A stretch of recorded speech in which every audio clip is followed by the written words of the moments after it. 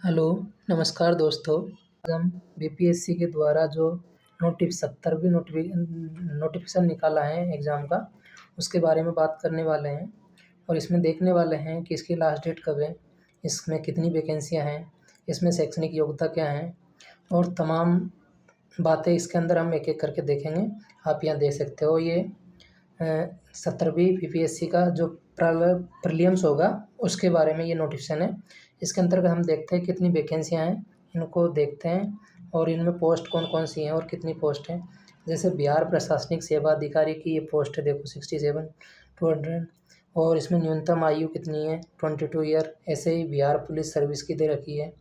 ऐसे ही तमाम तरह की ये पोस्टें दे रखी है, आप इनको देख सकते हो। आप अपने अकॉर्डिंग इन पोस्टों को भी भर सकते हो, देख सकते हो और यहाँ पे आप ये भी देख सकते हो कि हमें टोटल वैकेंसियाँ कितनी दी गई हैं। आप इधर यहाँ पे ये वैकेंसी टोटल वैकेंसियाँ भी देख सकते हो। ये है 1945 टोटल वैकेंसियाँ हैं, तो आप इनको भी देख सकते हो। साथ में नीचे ये दूसरी पोस्ट की वैकेंसी अब दी गई है, ये बाल विकास परियोजना पदाधिकारी और समाज कल्याण विभाग अधिकारी की ये पोस्टें दी गई है, इनको भी आप देख सकते हो। इसके लिए कुछ अलग से योग्यताएँ दी गई है उन्होंने और अलग से वैकल्पिक विषय का भी चयन किया गया है। अब इसके अंतर्गत हम देखते हैं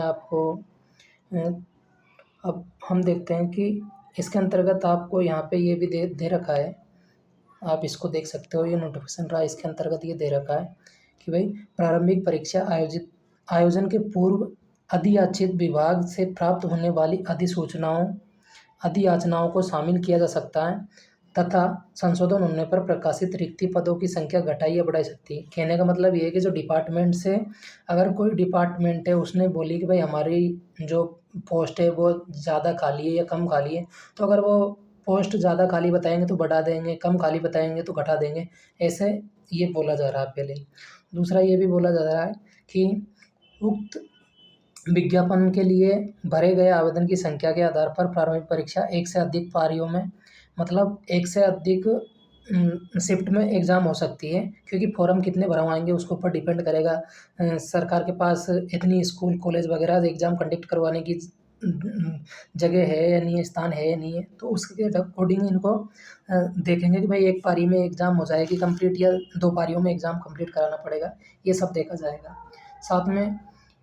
साथ में हम देखते हैं शैक्षणिक योग्यता क्या दे रखी है, इसको देखते हैं। तो यहाँ पे आप देख सकते हो ये शैक्षणिक योग्यता दे रखी है।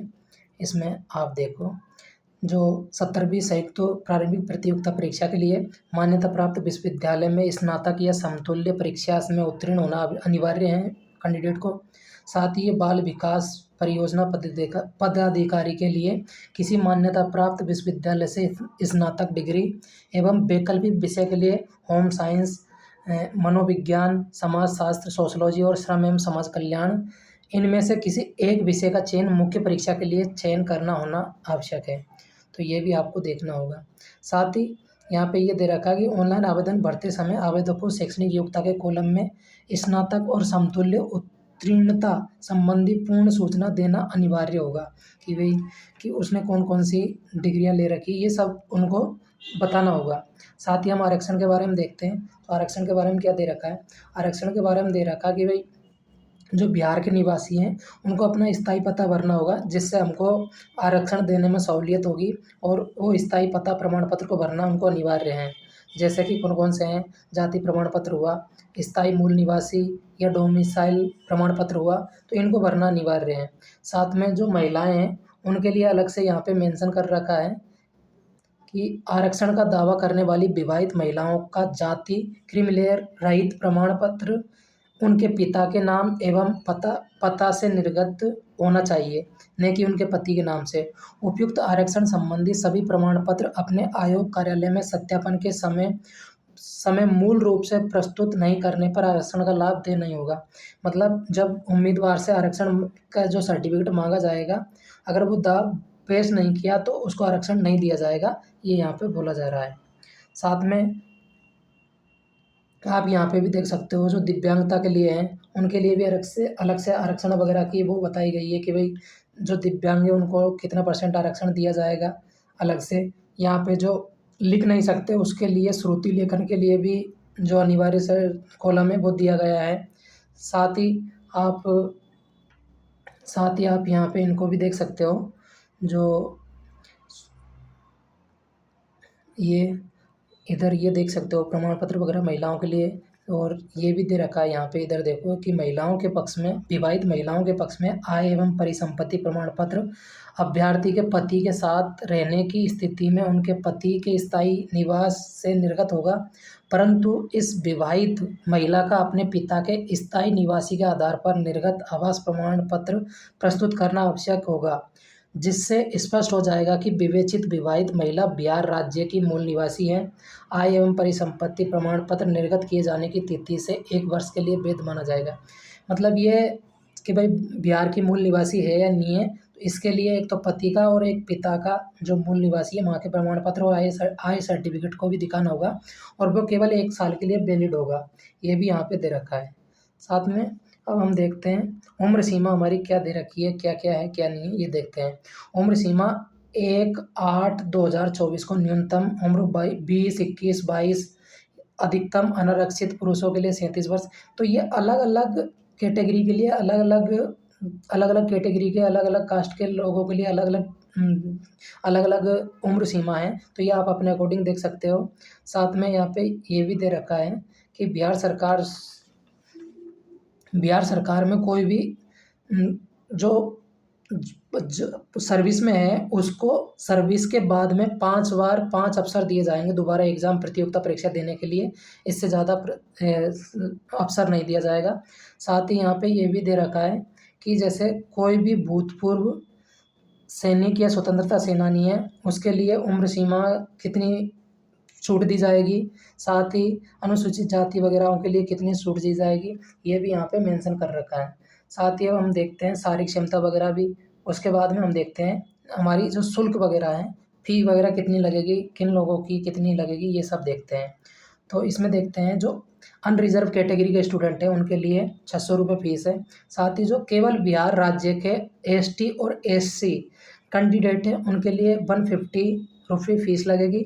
साथ ही जो बिहार राज्य की स्थानीय निवासी सभी आरक्षित और अनारक्षित महिलाओं, मतलब जो भी महिला होगी उनकी केवल 150 फ़ीस लगेगी। साथ ही जो दिव्यांग अभ्यर्थी हैं जो 40% से अधिक दिव्यांग हैं उनके लिए भी 150 फ़ीस लगेगी। और इसके बाद में जो अदर स्टेट के स्टूडेंट जो भी एग्ज़ाम देते हैं उनके लिए 600 रुपये फ़ीस लगेगी।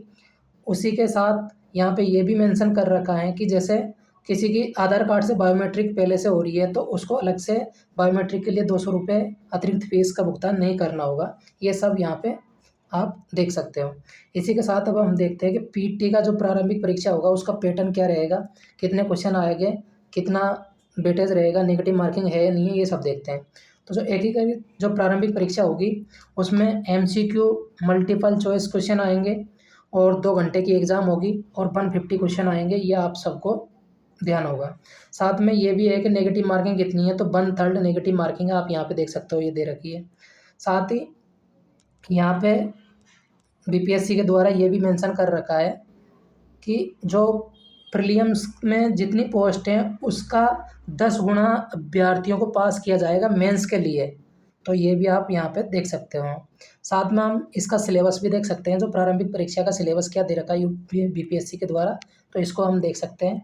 इधर देखो, यह है प्रारंभिक परीक्षा में सामान्य विज्ञान, राष्ट्रीय और अंतर्राष्ट्रीय महत्व की समसामयिकी घटनाएं, भारत का इतिहास तथा बिहार के इतिहास की प्रमुख विशेषताएं, सामान्य भूगोल, बिहार के प्रमुख भौगोलिक प्रभाग तथा यहाँ की महत्वपूर्ण नदियाँ जैसे बिहार, पुनपुन, कोसी, गंडक, घाघरा आदि, और भारत की राज्य व्यवस्था और आर्थिक व्यवस्था, आज़ादी के पश्चात बिहार की अर्थव्यवस्था के प्रमुख परिवर्तन, भारत का राष्ट्रीय आंदोलन तथा इसमें बिहार का योगदान एवं सामान्य मानसिक योग्यता को जांचने वाले प्रश्न जैसे रीजनिंग और मैथ के क्वेश्चन।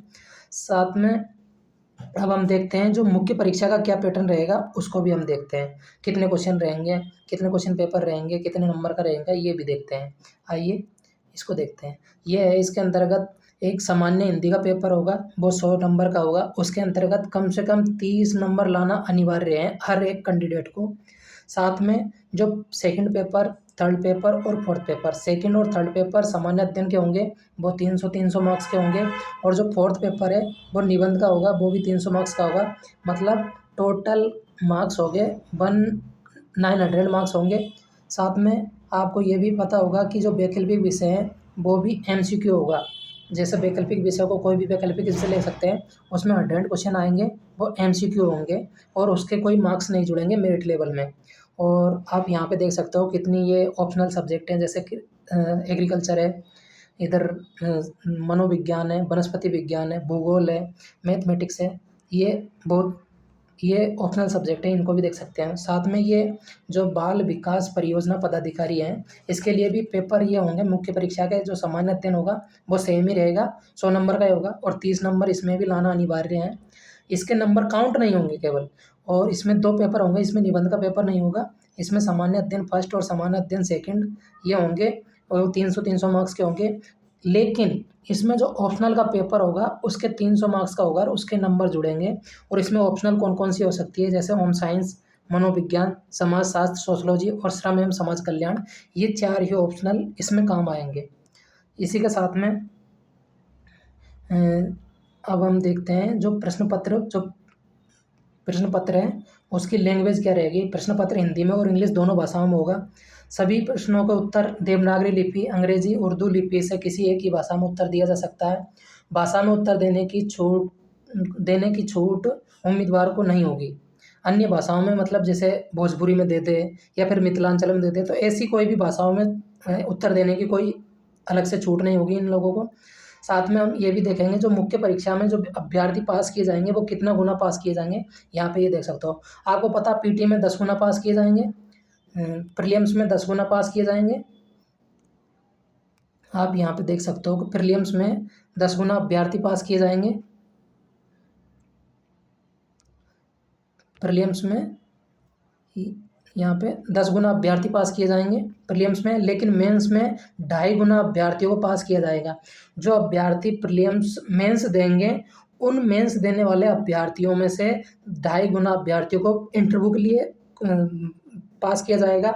उसके बाद में जो इंटरव्यू देंगे, इंटरव्यू का पैटर्न ये रहेगा कि मुख्य परीक्षा में जो कैंडिडेट सफल होंगे उनका 120 अंकों का इंटरव्यू होगा और उन इंटरव्यू के आधार पर इनको अंतिम रूप से सफल माना जाएगा, इनका चयन किया जाएगा। तो ये रहेगा पैटर्न।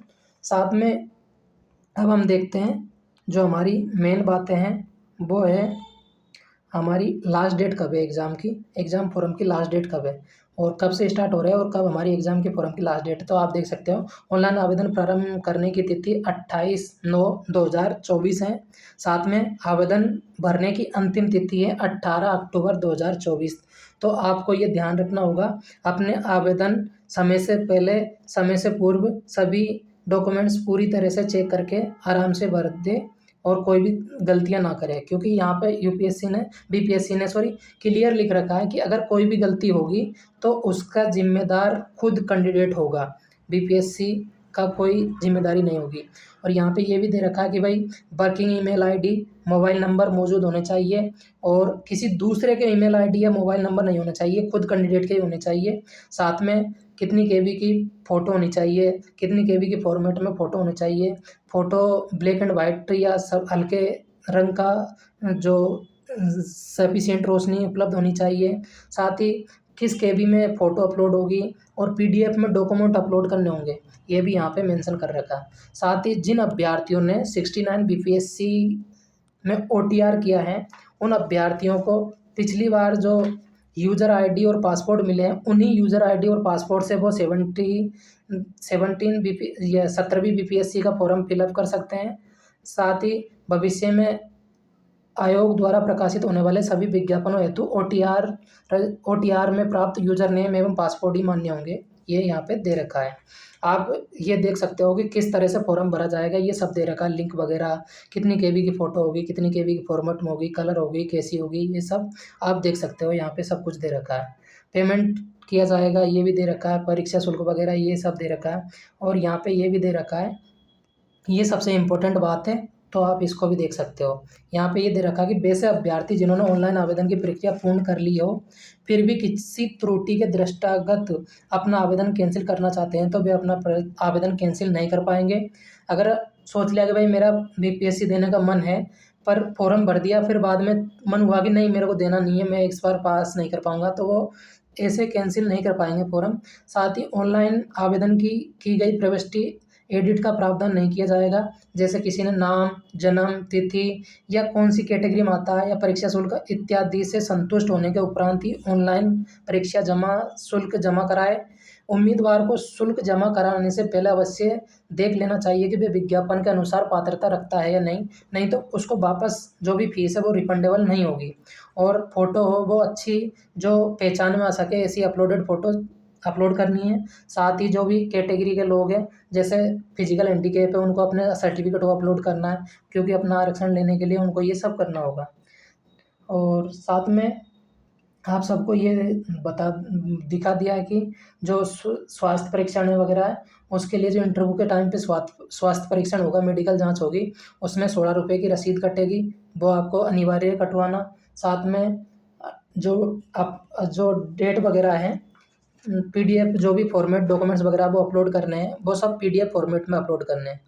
तो ये था दोस्तों, आप सबको ये खुशी भी होगी कि भाई इतनी वैकेंसी आई है 1945, तो आप सभी को ये खुशी भी होगी, सभी ये उम्मीद होगा कि मैं इस बार चयन हो जाऊंगा। और आपको मैं एक इन्फॉर्मेशन और दे देता हूँ।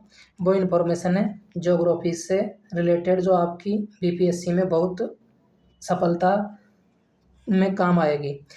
हम इसी चैनल पर, हमारे इसी चैनल पर, आपके इसी चैनल पर हम ज्योग्राफी की सीरीज स्टार्ट करेंगे। उसके अंदर अगर वर्ल्ड ज्योग्राफी, इंडियन ज्योग्राफी और साथ में बिहार की ज्योग्राफी को भी हम उसमें मेंशन करेंगे। कहने का मतलब ये है कि अगर बिहार मतलब एग्ज़ाम में पीटी में ज्योग्राफी से 10 क्वेश्चन आए तो 7-8 क्वेश्चन बनाने की कंडीशन में आप होंगे। तो आप सब इस चैनल को लाइक, सब्सक्राइब और शेयर करें और अपने दोस्तों को बताएं और इसका लाभ आप सभी उठाएं। जय हिंद दोस्तों।